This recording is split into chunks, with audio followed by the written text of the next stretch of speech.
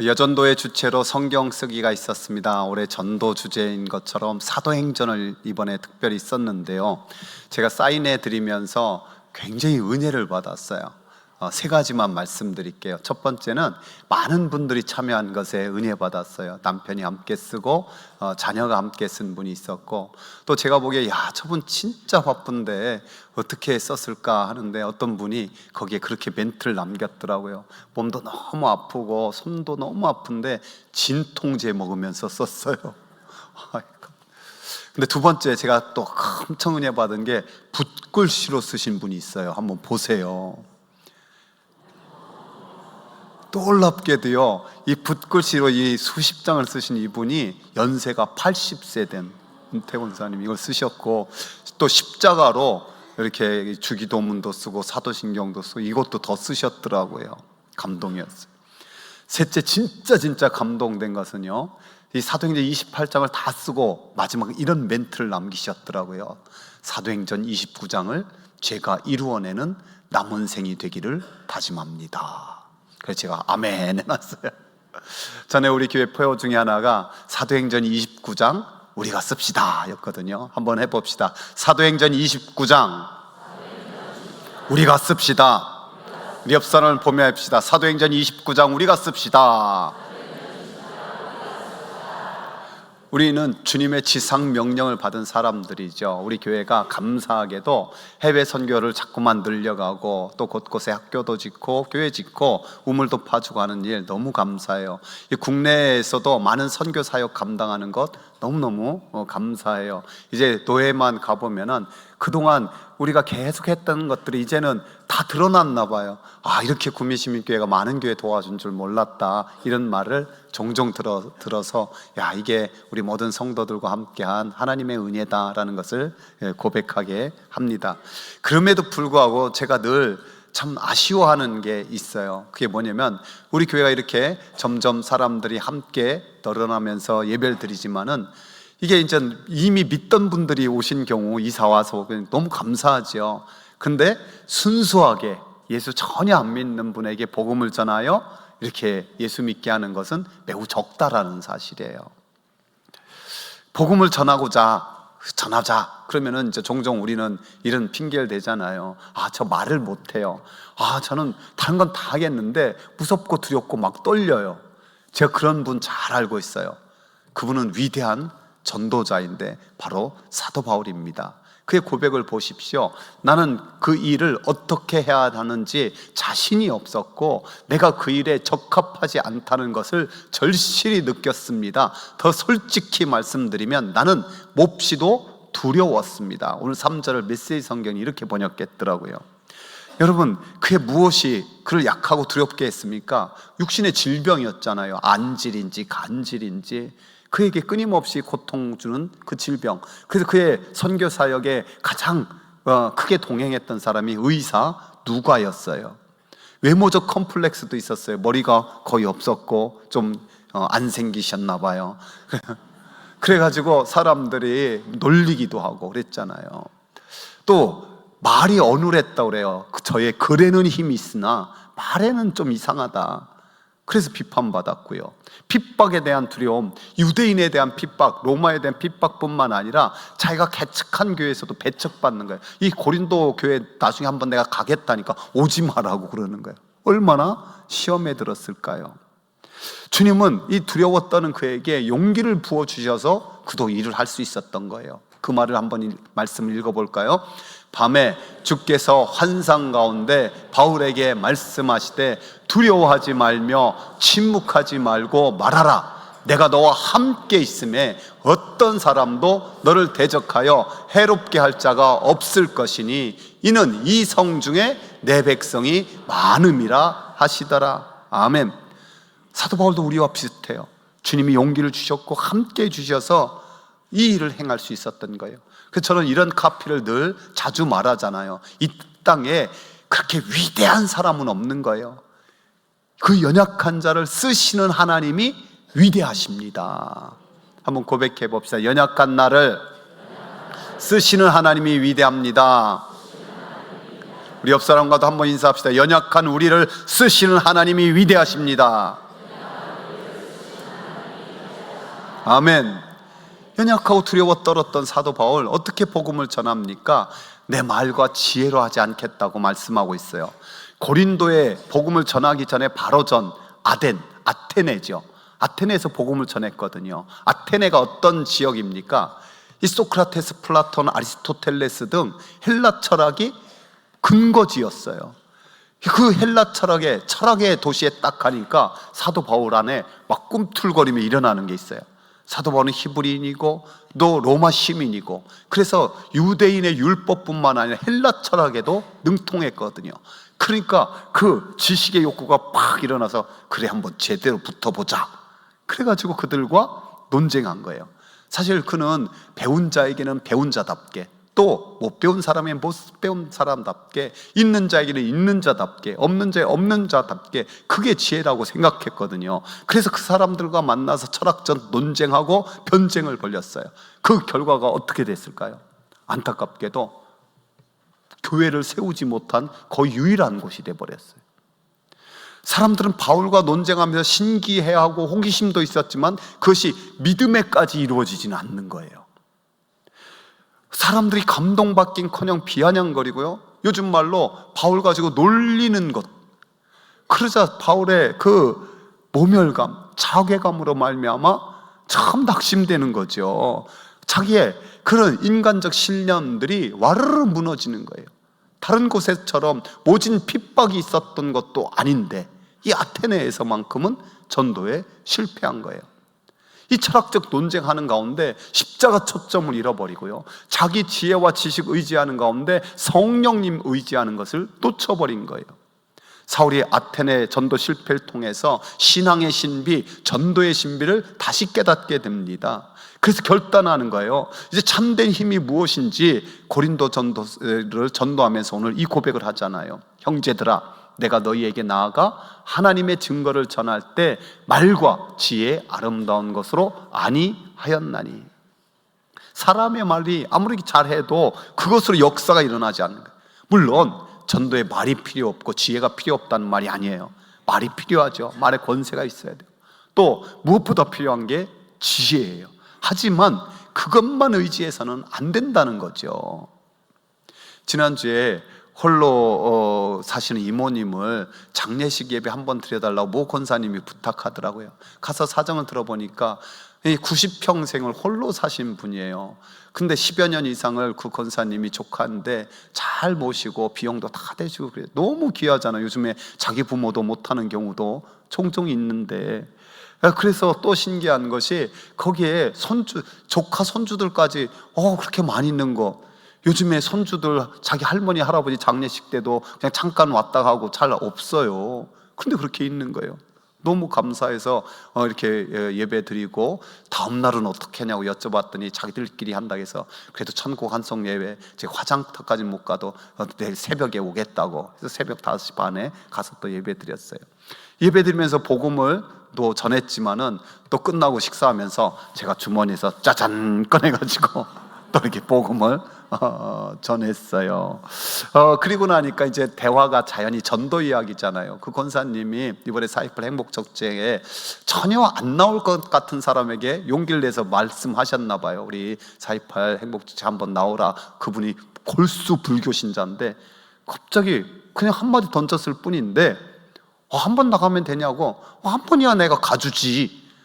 너무 쉽게 대답하고 자신도 깜짝 놀라셨다는 거예요. 여러분, 우리가 이렇게 참으로 별말이 안 해도 미련한 방법으로 한 것 같아도 성령님께서 역사하시면 되잖아요. 제가 이번에 어떤 책을 읽다가 또 굉장히 은혜 받았는데 우리가 너무 잘 아는 내용이에요. 우리나라 초대교회의 그 최권능 목사님 전도 방법, 본명은 원래 최봉석이셨는데 이름이 바뀌었잖아요. 최권능으로. 그분이 전도하면 이렇게 전도가 잘 됐다는 거예요. 근데 그분의 전도 방법이 얼마나 단순했습니까? 예수천당 외쳤잖아요. 어느 날 길을 가는데 그 담배를 피우고 있는 양반이 그 시냇물 그 언덕에 이렇게 하고 물을 바라보면서 있더래요. 인생 무상을 생각했는지 뭐 했는지. 그래서 그 옆에 가가지고 귀에다 큰 소리로 예수천당 하고, 근데 깜짝 놀라면서 별 미친놈 다 봤나, 이 무리한 놈 같으니라고 막 욕을 해요. 근데 그 어른이 집에 갔는데 계속 메아리가 울리는 거야. 예수 천당, 예수 천당, 예수 천당. 그래서 이거 예수 귀신 붙었나 보다. 그래가지고 무당 찾아가서 굿했는데 이게 안 없어지는 거야. 그래서 서양 귀신은 서양 귀신 들린 자한테 가봐야 되나 보다. 그래 교회 나와서 예수 믿었다는 거예요. 근데 이 얘기는 제가 뭐 수도 없이 많이 들었고 여러분도 많이 들었을 거예요. 근데 놀랍게도 그 자료에는 그렇게 전도된 분이 누구냐? 고당 조만식 선생님의 아버지인 조을선 씨라는 거예요. 우리 민족의 그 놀라운 지도자가 그렇게 해서 복음화가 된 놀라운 역사더라고요. 이번 행복축제의 취지는요, 단 한 번이라도 복음을 듣게 하는데, 왜? 그 복음이 어떤 씨앗이 되고 심지어 십자가 옆에 강도처럼 구원받을지 아무도 모르잖아요. 그래서 하나님은 이렇게 복음을 전하려 하는 자 기뻐하시는 줄 믿습니다. 여러분, 우리가 하나님이 함께 하심을 가장 크게 확신할 수 있는 길이 바로 그 일이에요. 우리 주님께서도 이렇게 말씀하셨잖아요. 함께 읽어봅시다. 나를 보내신 이가 나와 함께 하시도다. 나는 항상 그가 기뻐하시는 일을 행함으로 나를 혼자 두지 아니하셨느니라. 아멘. 하나님 기뻐하시는 일, 가장 기뻐하는 일 하니까 하나님이 함께 하셨다. 그 주님이 지상 명령 내리시면서 내가 영원토록 너희와 함께 하겠다. 그러니까 우리의 말과 지혜가 아니라 주님이 함께 하신, 하나님 함께 하심이 역사를 일으키는 줄 믿습니다. 그래서 사도 바울은요, 이제 예수 그리스도 그 십자가 복음만 전하기로 해요. 2절에 이렇게 결단하잖아요. 내가 너희 중에서 예수 그리스도와 그가 십자가에 못 박힌 것 외에는 아무것도 알지 아니하기로 작정하였습니다. 사도 바울이 고린도 기가에서 머무는 기간이 길지 않았어요. 한 3주. 그래서 오직 십자가 복음 전하기에도 막 가슴이 뛰고 안타까운 거예요. 아니, 동시에 십자가 복음만이면 충분합니다. 그 확신이 분명했던 거죠. 저희 설교 철학도 비슷해요. 어떤 본문을 가지든지 예수님으로, 그 십자가 복음으로 종결되기 원해요.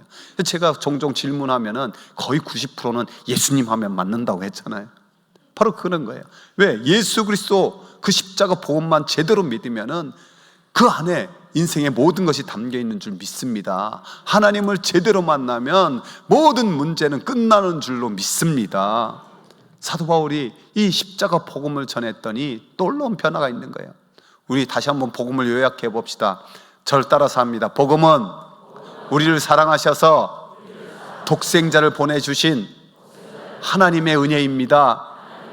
우리의 죄와 허물을 대신하여 십자가에 예수님이 피 흘려 죽으신 사건입니다. 우리의 질병을 치유하시려 채찍에 맞으셨고 우리의 부끄러움을 위해 온갖 수치를 당하셨습니다.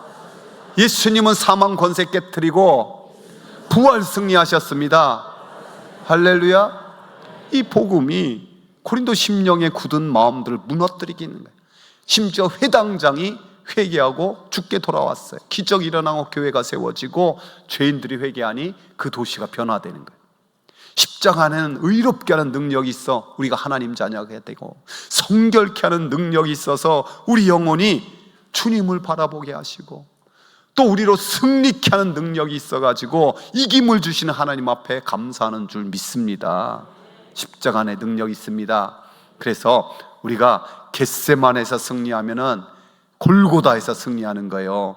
그래서 저와 여러분이 이 한 주간 고난 주간이잖아요. 특별 새벽 기도가 우리가 행복축제 바로 앞으로 옮겼기 때문에 우리가 이날에는 각자 기도하기로 했어요. 무슨 기도냐면 성전 기도예요. 무슨 기도라고요? 여러분이 좀 멀어도 하루에 1시간씩 이 성전에 와서 저 십자가 바라보고 기도할 수 있기를 바랍니다. 진짜 못하는 분은 10분이라도 이번 한 주간은 십자가 붙들고 기도하는, 이렇게 기도하는 거예요. 하나님, 그 십자가 보혈로 내 영과 혼과 육을 적셔 주옵소서.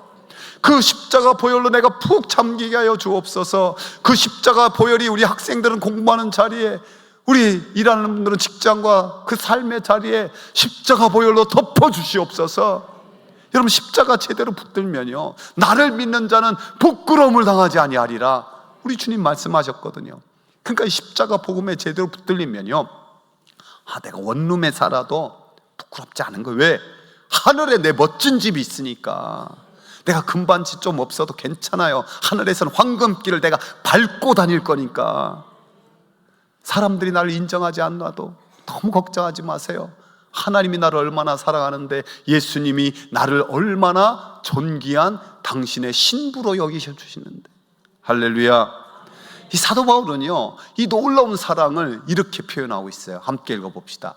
그리스도의 사랑이 우리를 강권하시는도다. 우리가 생각하건대 한 사람이 모든 사람을 대신하여 죽었은즉 모든 사람이 죽은 것이라. 그리스도의 사랑이 강권하신다. 이 강권하시는 사랑에 그저 항복한 거예요. 그 강권하는 사랑에 빠져버린 것이고, 그 강권하신 사랑에 나는 그 사랑의 포로가 되었습니다. 이 고백이 사도 바울의 고백이에요. 여러분, 우리나라의 최고 부자가 누구예요? 이재용 회장님의, 그렇다고 합시다. 자, 그 이재용 회장이 어떻게 나를 알아가지고, 여러분 자신의 한 사람 한 사람 알아가지고 우리나라 제일 좋은 백화점은 또 뭔가 잘 모르겠네. 했든지 신세계인가 롯데인가 간다고 합시다. 그 회장이 딱 말하는 거예요. 당신 가장 필요한 거나 좋은 것, 갖고 싶은 것 딱 하나 뭐든지 고르라고. 그럼 내가 사주겠다고. 넌 뭘 고르겠어요? 주문하면 뭐 필요하냐? 아이패드 뭐 최신식, 뭐 노트북 최신식, 어떤 사람은 뭐 100인치 TV, 또 어떤 사람은 뭐 모피코트, 뭐 가구 뭐 등등 하겠죠. 근데 조금만 생각하면요, 아주 간단하게 할 수 있어요. 그 백화점에 보석 코너를 가는 거야. 그래서 당당하게 말, 이 보석 중에 제일 비싼 거 하나 주십시오. 외국 최고 백화점 가면 아마 몇백억짜리 있을지도 있어요. 우리나라도 몇 억짜리는 최소한 있을 것 같아. 그 몇 억짜리 하나 사오면 되는 거예요. 그렇죠? 그럼 나머지는 그거 팔아서 다 사면 되지. 노트북도 사고 뭣도 사고 뭣도 사고. 안 그렇습니까? 그런데 우리 인생에 보석이 있어요. 보배가 있어요. 우리 성경 말씀 읽어봅시다. 우리가 이 보배를 질그릇에 가졌으니 이는 심히 큰 능력은 하나님께 있고 우리에게 있지 아니함을 알게 하려면. 질그릇 같은 우리 인생에 보배이신 예수 그리스도께서 있는 줄 믿습니다. 여러분, 비싼 보석 하나면 모든 걸 해결할 수 있듯이 진짜 예수 그리스도의 십자가에 제대로 붙들리면은 인생은 끝난다. 인생의 해답이 다 거기에 있다. 아멘. 고백해 봅시다. 예수 그리스도가 보배입니다. 예수 그리스도가 답입니다. 저와 여러분이 그 십자가의 강권한 사랑에 매여서 이 십자가를 전할 수 있길 바랍니다. 사도 바울이요, 말과 지혜가 아니다. 나는 십자가 못 박힌 예수 그리스도 전하겠다. 내 힘으로 안 되고 성령의 능력으로 하겠다라고 오늘 말씀합니다. 사람 관계에서도 말로 이겨봤자 이긴 게 하나도 아니더라고요. 아무리 논리적으로 이성적으로 인정한다고 해도 이 가슴에 변화되지 않으면 아무것도 안 되는 거예요. 여러분, 우리 가슴의 진정한 변화는, 특별히 믿음에 대한 것은 오직 성령님만이 하실 수 있는 일이에요. 이 사실을 철저히 깨달은 사도 바울이 오늘 4절 5절 고백 한 번 더 읽어봅시다. 내 말과 내 전도함이 설득력 있는 지혜의 말로 하지 아니하고 다만 성령의 나타나심과 능력으로 하여 너희 믿음이 사람의 지혜에 있지 아니하고 다만 하나님의 능력에 있게 하려 하였노라. 아멘. 사도 바울은 더 이상 웅변과 어떤 미사연구가 아니라 성령님 의지하여서 놀라운 이 복음을 전할 때 엄청난 역사를 경험해요. 여러분 아시는 것처럼 안디옥 교회에 가서 복음을 전하니까 그들이 얼마나 변화됐는지 그리스도인이라는 칭호를 처음 얻게 돼요. 그 안디옥 교회가 바나바와 바울을 선교사로 파송하는 선교의 모교회가 돼요.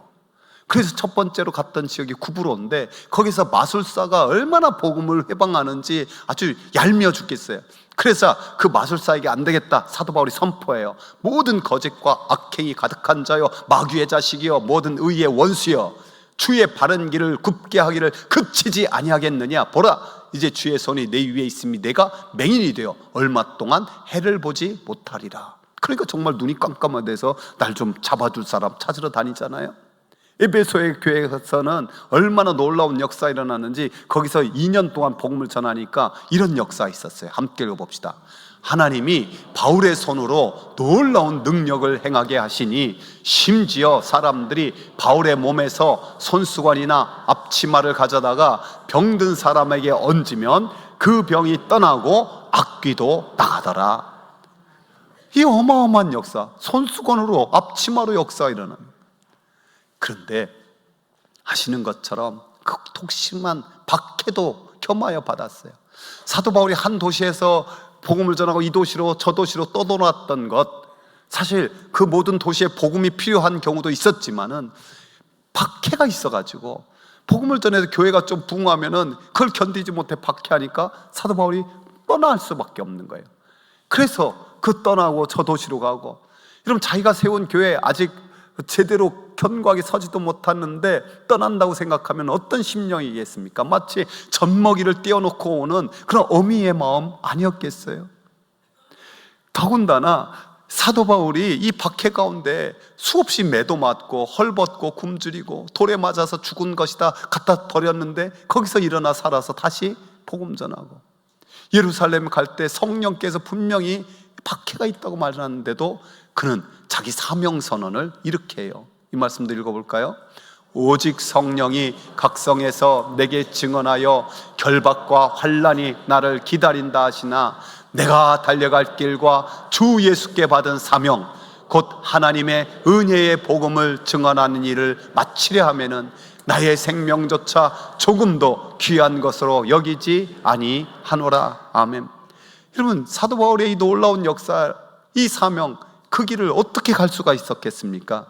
주님께서 승천하시면서 오직 성령이 너희에게 임하시면 너희가 권능을 받고, 사도 바울이 그 말씀처럼 성령의 권능이 임하였기 때문이죠. 날마다 성령의 역사하심을 맛보았기 때문에 어떤 박해보다 더 큰 은혜가 그를 덮으신 줄 믿습니다. 여러분 우리가 하나님이 당신을 사랑합니다, 별거 아닌 말 같지 아니에요. 성령님이 임하시면 이 말씀 한마디에 변화받는 심령이 있어요. 왜? 그동안 진심으로 담긴 그 사랑합니다라는 것을 한 번도 들어보지 못한 인생도 있다는 거예요. 천덕꾸러기로 구박덩어리로 하나님, 근데 놀랍게 하나님이 나를 사랑한다니, 이게 정말 내 가슴에 확 부딪히면요 엄청난 역사를 일으키는 거예요. 우리나라에 유명한 그 김창욱 강사 아시죠?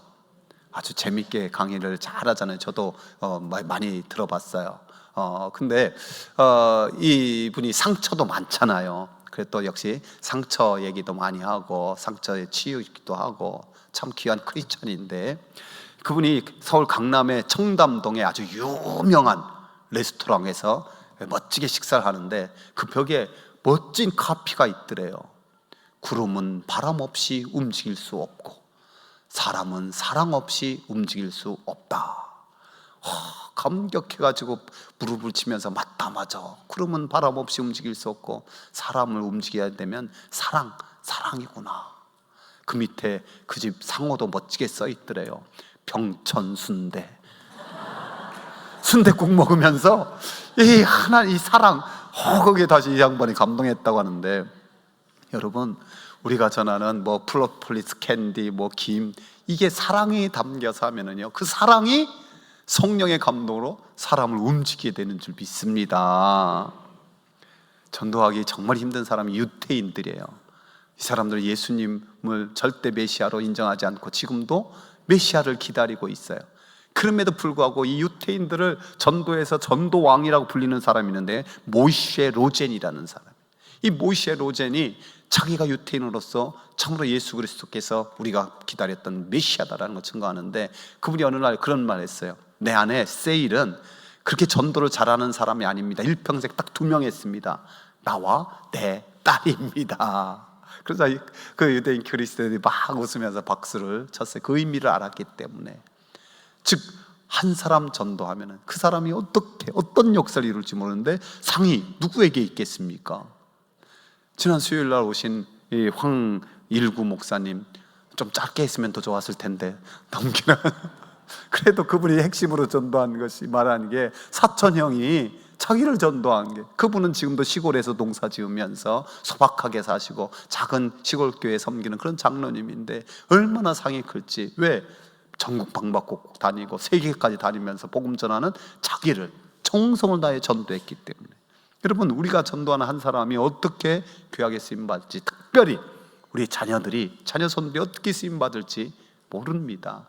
우리가 주의 사랑으로 무엇보다도 십자가 복음, 성령의 능력을 의지하여서 이 일을 감당할 수 있기를 축복합니다. 우리 말씀을 생각하면서 나는 지극히 작은 자이지만 이 십자가 전달자로 살겠다고 우리 함께 찬양하며 나아갑시다.